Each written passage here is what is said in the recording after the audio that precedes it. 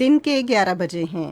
السلام علیکم، یہ ریڈیو پاکستان ہے۔ مدثرہ اطہر سے خبریں سنیے۔ پہلے اہم خبروں کا خلاصہ۔ وزیر اعظم لندن میں ہیں، جہاں وہ ملکہ الزبتھ دوم کی آخری سرکاری رسومات میں شرکت کریں گے۔ وزیر خزانہ نے کہا ہے کہ قطر، متحدہ عرب امارات، سعودی عرب اور ایشیائی ترقیاتی بینک پاکستان کے مختلف شعبوں میں سرمایہ کاری میں گہری دلچسپی ظاہر کر رہے ہیں۔ امریکی سینٹ کی خارجہ تعلقات کمیٹی کے چیئرمین نے بائیڈن انتظامیہ پر زور دیا ہے کہ وہ پاکستان میں تباہ کن سیلاب کے بعد کی صورتحال سے نمٹنے کے لیے امداد میں اضافہ کرے۔ اور آج ملتان میں قومی T20 کپ کے سیمی فائنل میں خیبر پختونخوا کا مقابلہ ناردرن سے، جبکہ سندھ کا مقابلہ سینٹرل پنجاب سے ہوگا۔ اور اب ان خبروں کی تفصیل۔ وزیر اعظم شہباز شریف لندن میں ہیں، جہاں وہ آن جہانی ملکہ الزبتھ دوئم کی آخری سرکاری رسومات میں شرکت کریں گے۔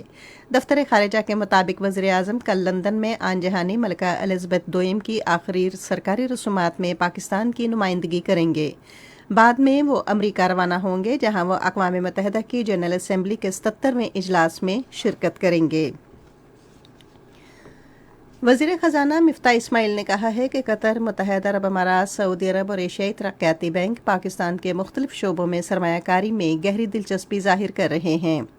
ایک نجی نیوز چینل سے گفتگو کرتے ہوئے انہوں نے کہا کہ قطر اسٹاک ایکسچینج شمسی توانائی اور LNG پلانٹس کے لیے $3 ارب کی سرمایہ کاری کرنا چاہتا ہے۔ مفتاح اسماعیل نے کہا کہ مجموعی طور پر پاکستان کے مختلف شعبوں میں $5 ارب کی سرمایہ کاری کی جائے گی۔ انہوں نے کہا کہ صرف ایشیائی ترقیاتی بینک عوامی مفاد کے منصوبے شروع کرنے کے لیے $1.5 ارب مالیت کے فنڈز فراہم کرے گا۔ دنیا کے مختلف ممالک سے تعاون کے بارے میں امید کا اظہار کرتے ہوئے انہوں نے کہا کہ دوست ممالک اور عالمی تنظیموں کی مدد سے ہم معاشی اور کاروباری شعبوں کو درپیش تمام مشکلات پر قابو پا لیں گے۔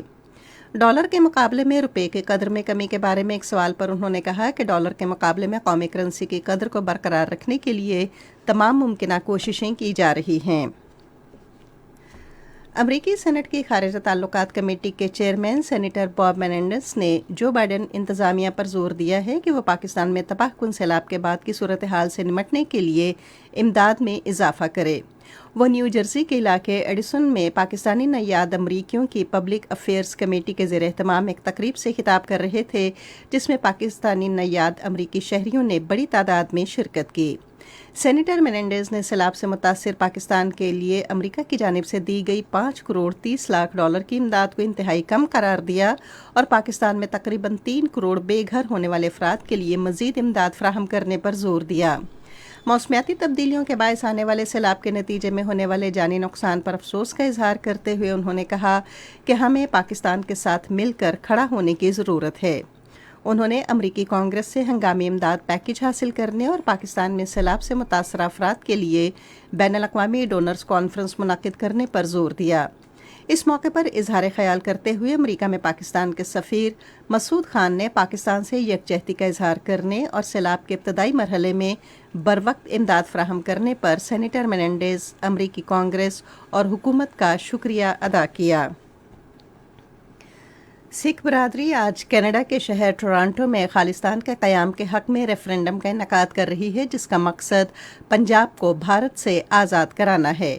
خالصتان کونسل کے صدر ڈاکٹر بخشی سنگھ نے ایک انٹرویو میں کہا کہ بھارتی پنجاب کے لوگ اس بات پر یقین رکھتے ہیں کہ بھارت سے آزادی کے ذریعے ہی ان کے حقوق کو تحفظ مل سکتا ہے۔ انہوں نے کہا کہ سکھ برادری اپنی رائے کا اظہار کرنے کے لیے بڑی تعداد میں ریفرنڈم میں حصہ لے گی۔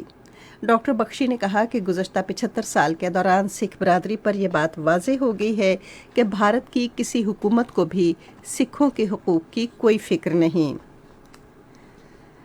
قازقستان کے صدر قاسم جومارٹ توکایف نے ایک قانون پر دستخط کیے ہیں، جس کے تحت صدارتی امیدوار ایک بار انتخاب میں حصہ لے سکے گا اور وسط ایشیائی ملک کے دارالحکومت کا پرانا نام بحال کیا جائے گا۔ صدر نے ہفتے کے روز بل پر دستخط کیے، جس کے تحت صدارتی مدت موجودہ 5 سال سے بڑھا کر 7 سال کی گئی ہے اور صدر پر دوسری مدت کے لیے عہدہ رکھنے پر پابندی لگائی گئی ہے۔ کرکٹ۔ قومی T20 کپ کے سیمی فائنل آج ملتان میں کھیلے جائیں گے۔ پہلے سیمی فائنل میں تیسرے پہر 3 بجے خیبر پختونخوا کا مقابلہ ناردرن سے ہوگا، جبکہ دوسرے سیمی فائنل میں شام 7:30 بجے سندھ اور سینٹرل پنجاب مد مقابل ہوں گے۔